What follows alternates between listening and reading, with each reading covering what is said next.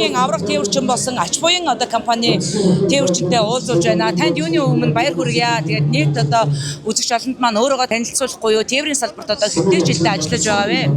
За баярлалаа та бүхэндээ энэ үчим мэнд хүргье. Би тээврийн салбарт хот хоорондод одоо 23 жил ажиллаж байна.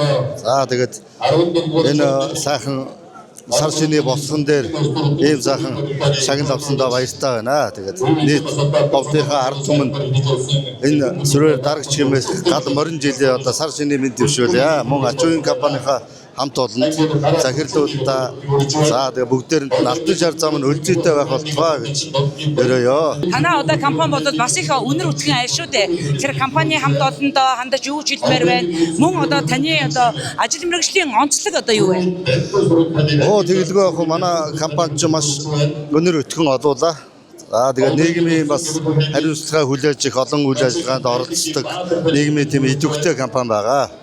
Бидний хувьд одоо уус ховдын булган сум чиглэлд одоо зорчигч тээвэр хүн тээвэр эрхэлдэг тийм автобусны жолооч нар байгаа. Тэгээд надаар үйлчлүүлж байгаа ховдынхаа ард түмэнд бас сар шиний мэд дэвшүүлье. Тэгээд сайхан байна. Туусан замыг одоо сонирхож асуув.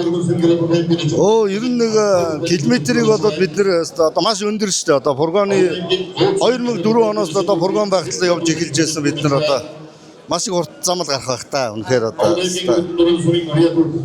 шорон зам байж хатал явдаг байлаа. Одоо ч нэг үе одоо зам бас сайхан болсон байна. Тэгээд 7 хоногт одоо хэдэн удаа ирээсэнд явж байна та? Фургонтой байх үед чинь бид нар ч одоо 7 хоногт 1-2 явдаг байлаа.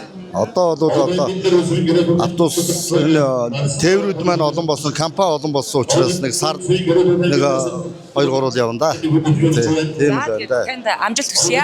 За баярлалаа. Та бүхэнд ч гэсэн ажлын өндөр амжилт хүсье.